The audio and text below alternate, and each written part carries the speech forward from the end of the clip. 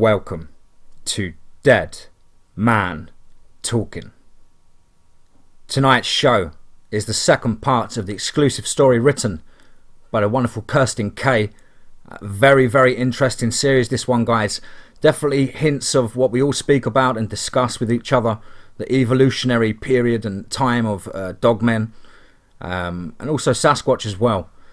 Fantastic writing, wonderful, enjoyable series. I hope you guys enjoy this as much as I. And of course, please do let me know down below in the comments as ever. Please do like and share, and don't forget to hashtag TeamFEAR. Without further ado, let's get into tonight's story, entitled The Pack Had Arrived. Let's get straight into that.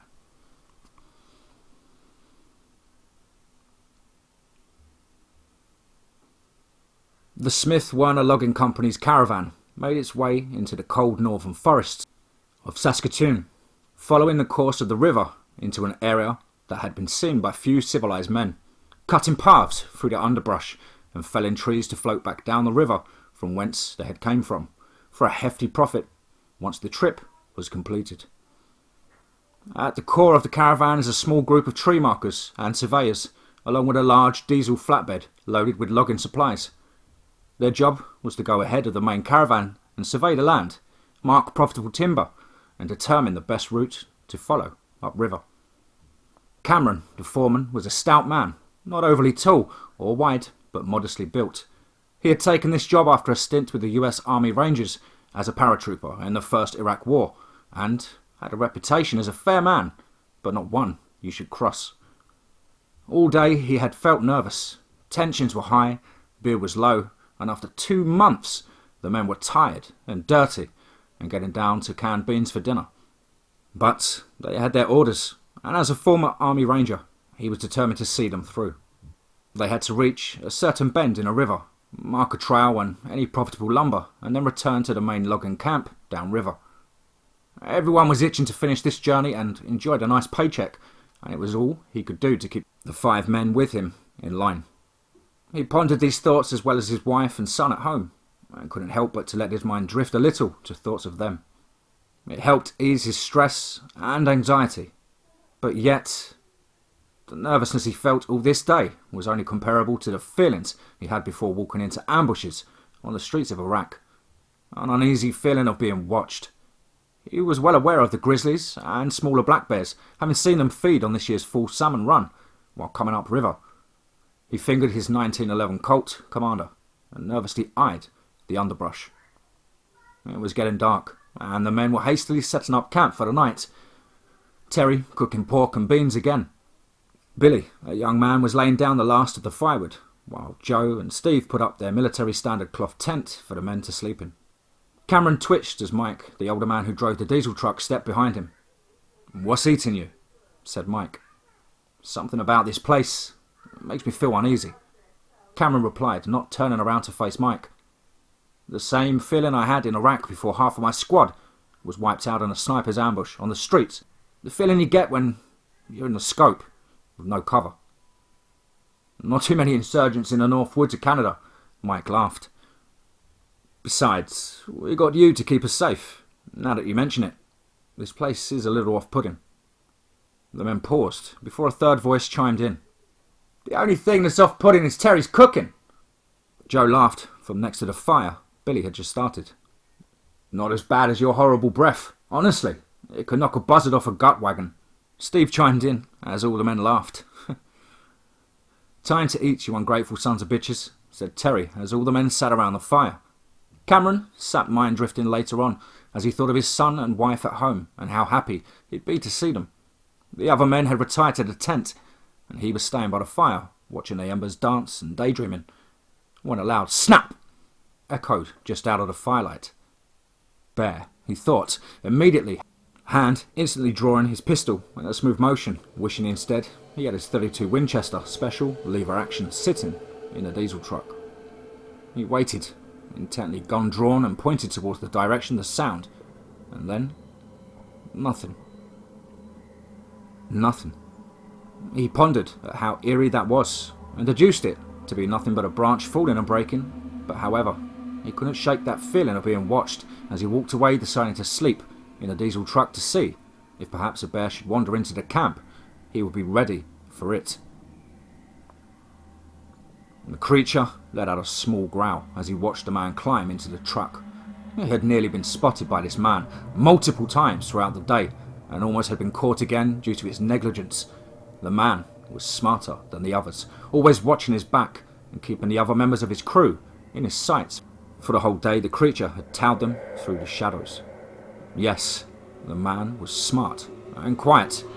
The creature recognized a fellow apex predator in this man and let out a low, angry whisper of a growl with the urge to tear this man's throat out for delaying his meal and attempts to snatch one of the men that had entered his pack's territory.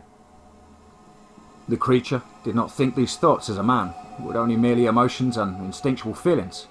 It was intelligent, yes, more so than a man eating lions or tigers that pop up every decade or so. It was an experiment by nature, a northern variety of what most would call dogmen. Yet this creature was different, possessing the head of a wolf or German shepherd. It had a slim yet powerful build, comparable to a weasel or a marten. It could slink in and out of cover without a sound, climb trees quickly and quietly, and possessed the ability to stand on its hind legs and to even walk and run a short distance on them. In short, it was not supernatural. Its ancestors were hunted ruthlessly for centuries, so its species had hidden away in the dark corners of the forest, mountains and jungles of the world, evolving separately from one another based on climate and available prey. Here, in the northern forests, size was not so much needed. Being vicious and quiet was much more effective. Going for the throat or back of the neck in an ambush was a preferred method. The creature stood just under 7 feet and 225 pounds. Had not the branch snapped as it crawled on its belly towards the man sitting by the fire, it would have taken him by surprise, and then the other men in the tent one by one. The creature growled again, its intelligence comparable to a chimpanzee, as a thought entered its mind. Man smart. Kill. Surprise man. And then, afraid man. The creature huffed in the manner of a spoiled dog told no. The creature watched the man in the truck moving about, and hate and fear ran up its spine. How pack, help, it thought, not in words but emotions. It retreated to a distance before it let out a long howl and loped back the way it had came. Cameron froze as the lonely howl of a wolf sounded not too far from where they were camped, and then relaxed as he drifted off to sleep, fingering the Colt Commander on the seat next to him. The creature ran and ran and ran, never tiring. It had inherited these traits from the wolves it had evolved from, far in its species past. It inherited racial memories of hunting and being hunted by man, going back to the dawn of time and natural selection. And the extreme predation of man against its species had forced it to adapt quickly, making it more secretive than any big cat could ever be. As humans got smarter and developed more efficient means of weaponry and coordination, it had been relegated from monster around the cave fire and deadly intruder snatching babies and young children from villages, to a ghost surrounded by myth and legends supplied by the cultures in whatever geographical region it resides in, pushed into the dark recesses of the corners of the world. Its species had recently made a surge in its population. Unknown to the creature, the government's hand covering up its mess with the general public to hide the twisted genetic experiments it conducted in private research labs around the world. They had benefited it in that it was not eradicated as a species as a whole due to the fear man had of another bipedal predator competing as competition, but allowed to live and thrive rogue ones too close to the population centres being eliminated was the norm. No, this was a flesh and blood creature. Some members of its species even showing enough intelligence to use tools when shown how. And, from behind the bulletproof glass in labs, "Goddamn wolves with knives," said one of the upper echelon military personnel, commenting on its capabilities as a weapon and the applications it could be used for thereof. Due to this near-human intelligence, this particular creature had dealt with humans before and had learned how to hunt them as a pup. So understandably, it was frustrated at the man's wit and keen eyes, almost as if the man knew it was there. It growled in anger again at its own incompetence and hunger, and then perked up as the sound of leaves rustling ever so slightly just out of sight. It smiled, much like a dog would, and wagged its thin yet bushy tail it used for balance when it chose to walk bipedally. The pack had arrived.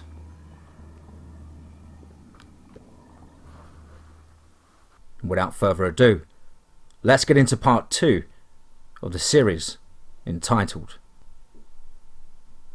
The Pack Had Arrived. Let's get straight into that.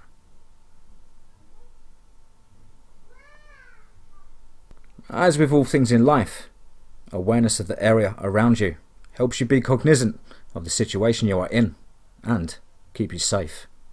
As different prey species developed better senses and awareness, it is only natural that the predators who hunted them became better, stronger, faster, and above all smarter.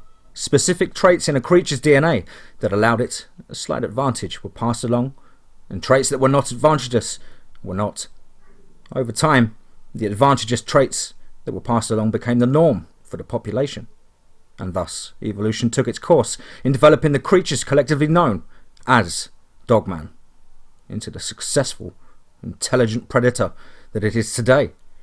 Its intelligence, much in the same way as humans, advanced quickly, and once it began to be relegated to a species that was pushed, like us Homo sapiens, to the brink of extinction multiple times, similar to the human populations that had diminished and the survivors becoming smarter and meeting the Neanderthals, who were our physical superior in ancient Europe.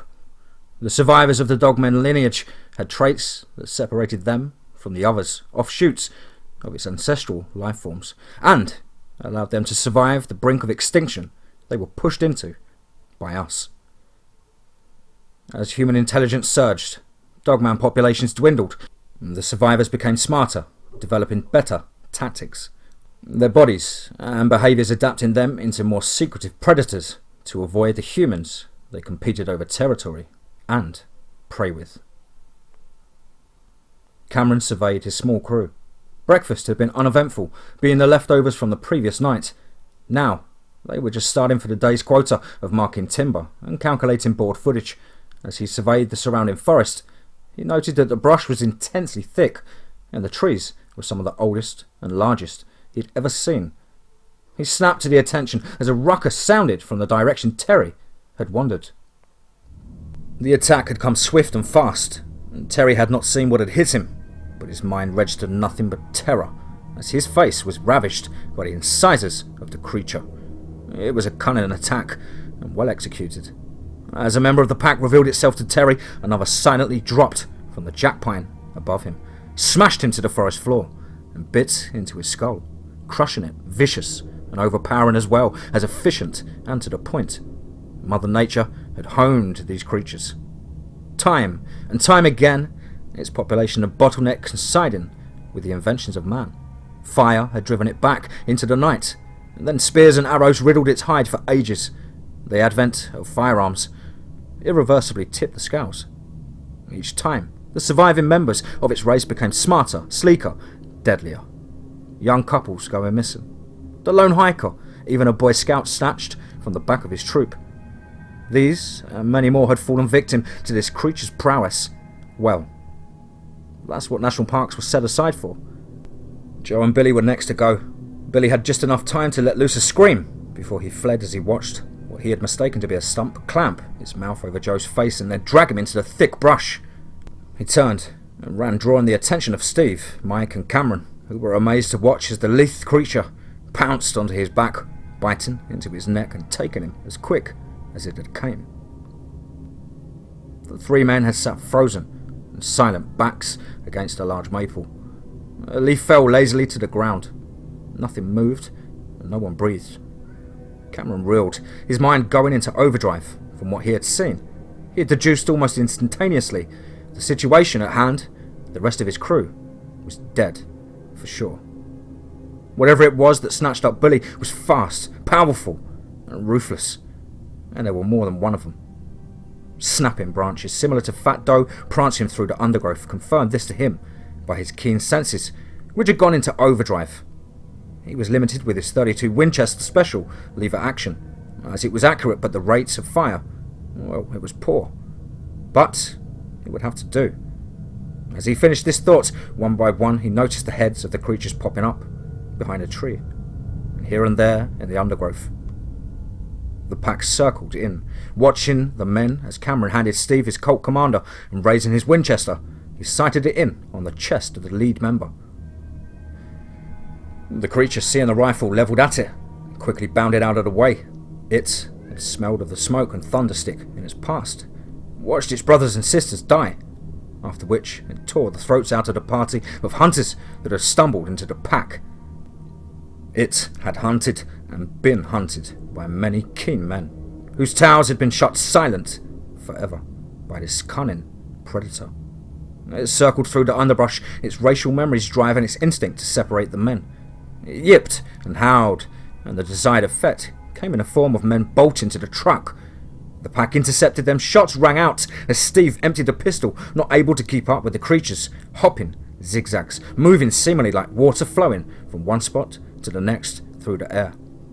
It was upon him, in his face before he could blink, knocking him into the bushes, where there was a ruckus, emphasised by the shaking of the undergrowth. Meanwhile, Cameron, firing his Winchester steadily, was being backed up into a small outcrop of rocks against the edge of the ridge. Firing at whatever moved, Mike, reaching the truck, fumbled for his keys, and then started the diesel engine, and was blinded as the glass shattered and two creatures snapped at his arms. He slammed on the gas, and with a screeching wretch of metal promptly smashed the truck into a large tree. Mike did not move, and one of the creatures had been smashed into the tree by the truck. The other was slowly approaching the man, 1 foot in front of the other, loping along like a dog would towards its master. It reared up and inquisitively cocked its head in inspection of the man slumped over the steering wheel. The creature approached, cautiously darting its head in and out of the truck window, trying to reach the man. Quickly, Mike stabbed upwards with the knife that his grandson had given him, one of the kind from Bark River knives in the state of Michigan. It drove under the chin of the wolf-like creature directly into its brain. The Pine Martin-like dog-headed abomination flopped once and lay still. Satisfaction poured across the man's face as he looked down, succumbing to the tree branch that had skewered him in the crash, piercing his lower left lung and causing irreparable damage. His eyes closed, breath exiting his now limp corpse. Cameron, terror pumping, adrenaline through his veins, had been backed up, quickly losing his ground, and was finding it to be an uphill battle to kill the remaining creature. He had shot its companion when it was overzealously and boldly darting directly at him, leaving itself open. He fired on it instantaneously, crippling it, and the rifle slugs impacting it directly in the spine and upper shoulder, and then finishing it, placing the final bullet directly into its brain cavity, before swinging in quick succession to the last remaining monster. They eyed each other, the creature knowing the man had it dead to rights. It had caught itself watching as its mate was put down like a rabid mongrel bitch, and now, for its hesitation, it would pay the ultimate price. Anxious, it let loose a horrid growl as unfathomable hot rage and hate exploded inside its mind, noting subconsciously of the loss of its pack. Yellow eyes met blue as Cameron slowly took aim, and took a deep breath to steady his nerve and squeezed the trigger. Horror dawned on his face as the firing pin click, click, and then a hammer fell. The creature whined excitedly as Cameron backed into a small crevice between the rocks. The agile Dogman lunged for him, jaws snapping, but could not get the bulk of its mass into the opening to kill the man. Pressed up against the rock wall farther down, Cameron studies the creature ferociously popping its teeth, saliva splattering against the rock face, tearing gouges into the rock and professing its hatred for man. He noted its slim build, how it alternates between little hops, contorting and compressing like a spring. It could jump at great distance. It could run far, faster than he could hope. He knew it was capable of blending with the foliage and could climb trees. In a straight-up fight, its claws razor sharp, could disembowel him in a second. A mouthful of knife-like teeth and a tendency to strike like a coiled viper added to its monstrosity. It had scars he could see across its muzzle, badges of honour for the years spent fighting for food, for a mate, for its life. Pistol discarded, rifle empty. He made up his mind that he would not go easy. He would not be a coward in his final moments. No! Anger and injustice searing across his mind. He would not die here. Not by some big howling fucking wolf thing. Knife drawn, he continued to observe the animal as it observed him. Hate. The creature raged. Kill! It was beyond furious. When the thunderstick did not strike it down, the creature surmised quickly, by the look of the man, and the man discarding a rifle, that it had gotten lucky. Wickedness had spread on its features as it darted after the man, and now realizing it could not reach him, proceeded to throw an insane temper tantrum. It threw itself again and again into the crevasse, desperately trying to reach the man that still avoided it. It then paused, and its yellow eyes scrutinized the man. The moment would come soon. They both realized this on a prime level, knowing that life lay beyond only for the victor. The man tensed. The creature flattened against the ground. Rain from the storm rolling in began to fall. A growl started in the chest of the creature. A roar from the man began simultaneously. There was a twitch, countless ages of instinct for both species coming to a head. Lightning flashed overhead, fang and knife met at the booming clap of thunder.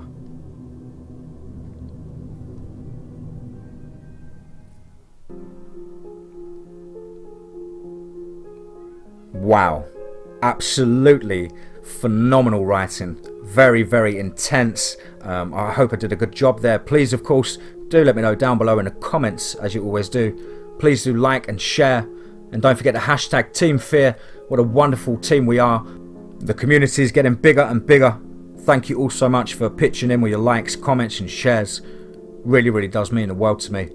I hope you're all well and happy and looking forward to a wonderful weekend. Stay tuned for more tomorrow from myself. As ever, huge thank you to Kirstyn.K for the wonderful, wonderful update to the series. Can't wait to see what else is in store for us. Thank you. And as ever, guys, remember,